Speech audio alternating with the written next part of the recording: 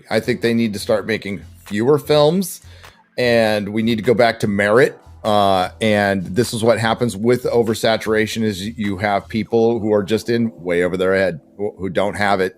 And is that tough to hear? Sure, but this is as Robert Meyer Burnett says, and he's quoting somebody else, by the way.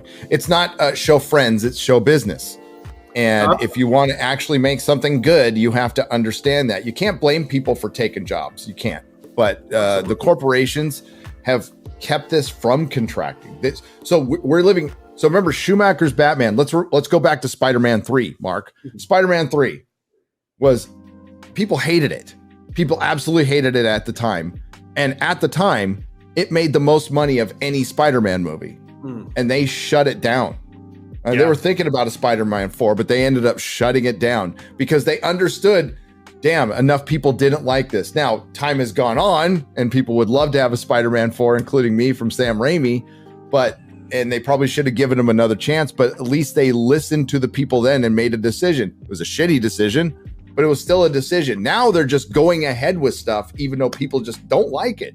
That makes no sense. I don't get this at all. It's really interesting because I watch a lot of DVD extras, like, you know, everybody here, I'm sure I've got a massive DVD collection, you know, from the noughties and everything.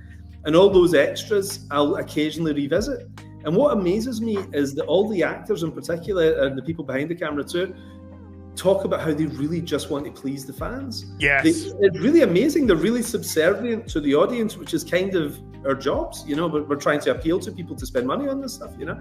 And something weird's happened. I don't know if it was just hubris, you know, when so much money was being made and so many of these things were out there that they just thought, I'm not taking this seriously. But there was a level of respect that was great. And I'm seeing it starting to creep back in again, though. I think people have wised up, you know, and they've started to realize we shouldn't alienate our foot soldiers. Our foot soldiers are actually an amazing, amazing resource, you know. But I think that's changing. And I think a lot of that arrogance is evaporating with the box office, which is great.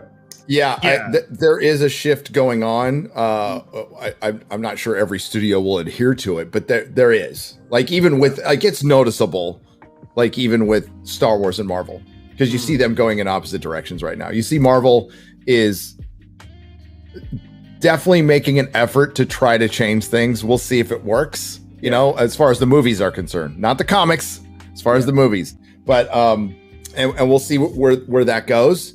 And you see other studios, even with Inside Out 2, you know, it was just a normal Pixar movie, and now it's making absolute bank. And that's actually reacting to the market. What Hollywood and the comic book industry had not been doing is reacting to the market. They have been fighting the market. What you just said, they've been fighting the customer.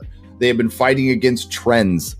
And trends are, we just want good storytelling. We're not against traditional storytelling. We're kind of tired of all the nihilism, especially like in, you know, moral relativism in Star Wars is freaking ridiculous.